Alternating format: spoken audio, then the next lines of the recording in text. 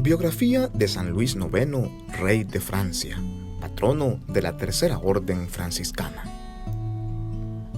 La Tercera Orden Franciscana está puesta bajo la protección de la Inmaculada Virgen María y de San Luis, rey de Francia, y Santa Isabel de Hungría como patrones de esta orden. San Luis es uno de los personajes más notables de la Edad Media. Solamente Juana de Arco puede ofrecer al historiador francés una situación tan favorable históricamente como el punto de vista de este gran santo. Esta abundancia de información se debe al hecho de que Luis fue rey del más potente reino de Occidente. De su obra de gobierno, por tanto, quedan muchas noticias escritas, pero las informaciones más precisas las debemos a la veneración y al amor que la santidad del rey suscitaba en aquellos que se le acercaban. En los años que siguieron a su muerte, en el año 1270, y a su canonización en el 1297, se tuvo cuidado de transcribir por escrito los acontecimientos sucedidos. Tenemos por lo menos 4 vidas de San Luis que nos presentan el retrato del hombre privado, de su vida espiritual, de sus virtudes y de su carácter. Estos testimonios son el de Godofredo de Beaulieu, dominico, confesor del rey durante 20 años. Él escribió su vida durante los años 1272 y 1273. Está también la vida escrita por Guillermo de Chartres, dominico, familiar del rey, que quiere completar el primer texto entre los años 1276 y 1282. La vida de Guillermo de Saint-Patus, franciscano, confesor de la reina Margarita, viuda del rey, del que después de 1297 recopiló una detallísima historia. Y la vida de Juan de Joinville, un señor de la Champagne, amigo íntimo del soberano. Su historia de San Luis, recopilada entre los años 1298 y 1309, es uno de los libros más refinados del medioevo. También conviene mencionar la documentación sobre su canonización que se encuentra en los archivos nacionales de París y en los archivos vaticanos. Luis IX se convierte en rey de Francia en el año 1226, a los solo 12 años de edad, a la muerte de su padre Luis VIII. Después del difícil período de la regencia ejercitada por su madre, Blanca de Castilla, en 1234, Luis se casó con Margarita de Provenza. Restableció el orden en el reino. Victoria de Taillebourg en 1242, y partió para la Cruzada Séptima en la lista tradicional y permaneció ausente 6 años. En 1267 tomó nuevamente la cruz, partió en el 1270 y murió el 25 de agosto de 1270 bajo las murallas de Túnez. El mismo Luis defendió su ideal con el término prud'homme. A través del relato de Joinville, este prud'homme asume el sentido de maravilloso equilibrio humano de una vida en la que todas las cosas están en su debido sitio, en la que Dios y el prójimo son igualmente servidos, en que la piedad y el cuidado del reino caminan armoniosamente. Dominio de sí mismo, serenidad, grandeza de ánimo, todo ello presupone un corazón fiel y fijado en Dios, en el que encuentra fuerza y paz. Fue educado escrupulosa y rígidamente en la doctrina cristiana por su madre Blanca de Castilla. La piedad y el espíritu de mortificación del rey podían compararse a la de cualquier monje de su tiempo. Recitaba el oficio litúrgico juntamente con su capellán. Asistía cada día a 2 o 3 misas, y a toda esta oración oficial añadía largos momentos de plegaria privada. Se confesaba todos los viernes, recibiendo semanalmente la disciplina penitencial de su confesor. Los ayunos del rey eran numerosos y rigurosos. Ayunaba durante el Adviento, la Cuaresma y en los 10 días entre la Ascensión y Pentecostés, sin contar las 4 témporas y diversas vigilias y todos los viernes del año. Todas estas penitencias, unidas a una vida muy activa, parecieron excesivas a su corte, por lo que tuvo que consentir en reducirlas, aunque el ideal de la penitencia estaba siempre presente en su vida, imponiéndose restricciones y haciéndose violencia a sus inclinaciones. Tuvo con Margarita de Provenza 11 hijos, aunque también aquí intervenía el espíritu de penitencia. Los esposos se imponían la contingencia durante el Adviento y la Cuaresma, todos los viernes y sábados y los días anterior y posterior a la comunión. Y en este estilo de piedad y espíritu de oración educó a sus numerosos hijos. Las obras de misericordia de Luis no son menos célebres que sus penitencias.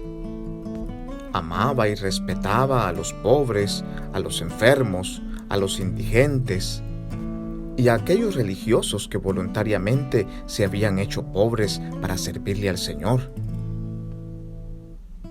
Por ejemplo, era muy cercano a los franciscanos, a los dominicos y a los cistercienses.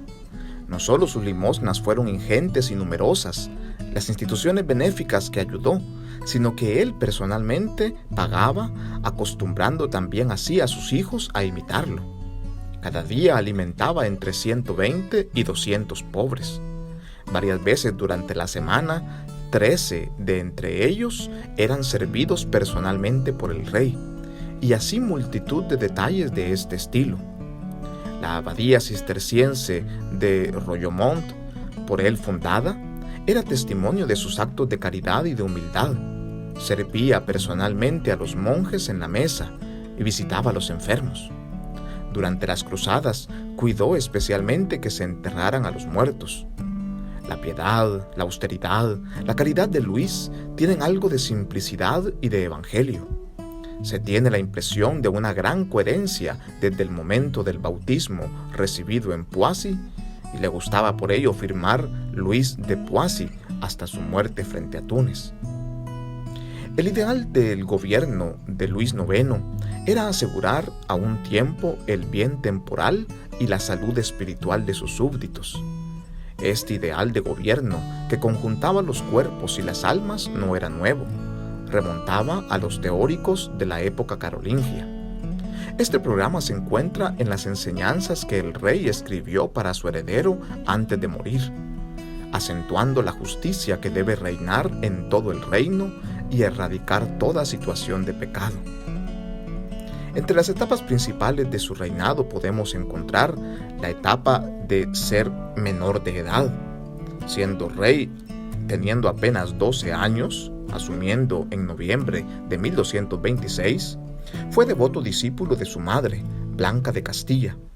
La férrea voluntad de esta mujer, asistida por hábiles consejeros, consiguió vencer las temibles coaliciones feudales y sobre todo a resolver el problema meridional. El conde de Tolosa se comprometió a crear una universidad donde se enseñaría la recta doctrina. La etapa de Tallierbourg, restablecido el orden en el reino, del 25 de abril de 1234, el rey se convierte en mayor de edad y se casa con Margarita de Provenza. Continúan las intrigas feudales. En 1242 vence a las tropas inglesas de Tallierbourg y Sens. Somete las sublevaciones del sur en 1243. La etapa de la Séptima Cruzada de 1248 a 1254. El ideal de las cruzadas era liberar los lugares santos de los infieles musulmanes y al mismo tiempo redimirse de una vida de pecado. Así, en Luis renace con toda su pureza el ideal de los primeros cruzados. En 1244, Jerusalén cae de nuevo en manos de los infieles, y en diciembre de 1244, después de una enfermedad, Luis hace el voto de partir para las cruzadas. Cae prisionero, y tras el pago de un rescate es liberado. Y se traslada a San Juan de Acre, donde se dedicará a fortificar el reino de Acre. La etapa de Túnez, que es la etapa de la muerte del rey. En esta etapa, los musulmanes ejercitaban una fuerte presión sobre las últimas plazas fuertes cristianas, especialmente sobre San Juan de Acre. Luis IX anunció en 1267 una nueva cruzada, aunque no logró comunicar su entusiasmo a los que le rodeaban. Se dirigió a Túnez en el 1270. La peste contagió las huestes del rey, muriendo él mismo el 25 de agosto de ese mismo año. La etapa del buen gobierno. El gobierno interno de Luis IX se caracterizó por una intensa preocupación de equidad y por un notable desarrollo de las instituciones centrales. Hizo perseguir los abusos de sus funcionarios. La justicia real se desarrolló en detrimento de las jurisdicciones de los señores feudales. Acuñó una moneda retomando su uso ininterrumpido desde la época carolingia. Durante su reinado se tomó gran auge la Universidad de París, las fundaciones benéficas de San Luis. La gran piedad de este y de los diversos miembros de su familia se tradujo en numerosas fundaciones religiosas. Royomont, monasterio cisterciense fundado por él en 1228 como cumplimiento de un voto de su padre Luis VIII. Favoreció la instalación de los franciscanos y los dominicos en su reino. Y la hermana del rey, Isabel de Francia, fundó en Longchamp el primer convento de las hermanas clarisas. Durante su vida, la fama de santidad de Luis IX era grande. Al regreso a Francia de sus despojos, se verificaron milagros en Italia y en Francia. Después de una investigación iniciada en 1273, él fue canonizado en 1297 por Bonifacio VIII. Las reliquias de Luis IX fueron divididas entre dos principales localidades. Su cuerpo, que había sido seccionado y hervido en vino para poder separar la carne de los huesos, la carne fue entregada a Carlos d'Anjou, que la llevó a la abadía de Monreal junto a Palermo, y posteriormente, en el siglo XIX, fueron llevadas a la Catedral de Cartago, y los huesos que fueron enterrados en San Dionisio y después de la canonización fueron extraídos numerosas veces para mandar reliquias a diversos santuarios. La fiesta del santo fue fijada para el 25 de agosto de cada año. ¿Cómo se relaciona San Luis con el espíritu franciscano? ¿Por qué es su patrón? San Luis fue educado escrupulosa y rígidamente en la doctrina cristiana por su madre y por el beato Pacífico, uno de los primeros frailes franciscanos. Como preparación penitencial de la cruzada, el rey Luis se presentó en el capítulo general de los franciscanos celebrado en Sens en el año 1284, presidido por el ministro general Fray Juan de Parma. El contacto más significativo con los franciscanos fue en un encuentro de 1254 con Hugo de Digne, un franciscano provenzal condicionado por las ideas joaquimitas. Este predicó en la presencia del rey, criticando la gran cantidad de religiosos que estaban en la corte de Francia. De los 113 sermones que San Buenaventura pronunció en París entre 1257 y 1269, 19 fueron pronunciados en la presencia del rey San Luis.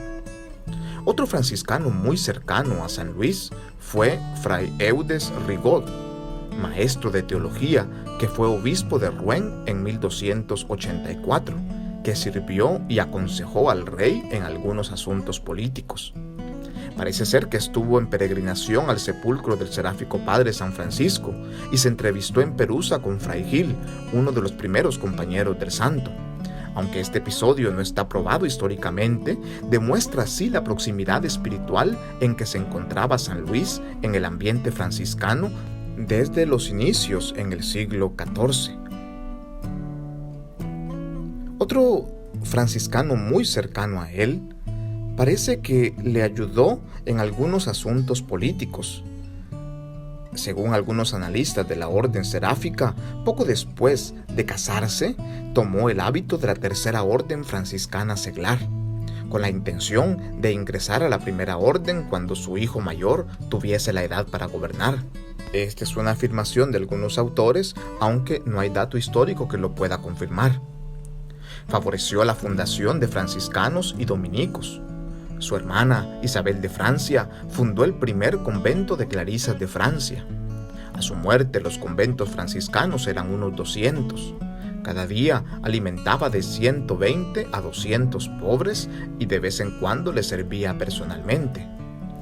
Aunque no se pueda probar la asociación formal a la Tercera Orden por parte de San Luis IX, su espiritualidad estuvo ciertamente influenciada por el franciscanismo, más que por la espiritualidad dominica o del Cister, a las que también admiraba profundamente. La Tercera Orden de la Penitencia franciscana ve en San Luis como un modelo de príncipe cristiano, comprometido con los más débiles, promotor de hospitales y de escuelas, emancipado de los bienes materiales y en una constante tensión escatológica.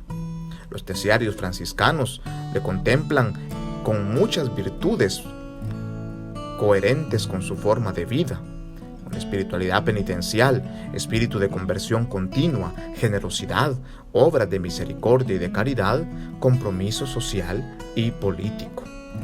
Suplicamos la intercesión de este gran santo patrono de la Tercera Orden franciscana por todos los seglares franciscanos en el mundo que quieren seguir viviendo a su ejemplo esta espiritualidad que el pobrecillo de Asís nos regaló hace más de 8 siglos. San Luis, Rey de Francia, ruega por nosotros, paz y bien.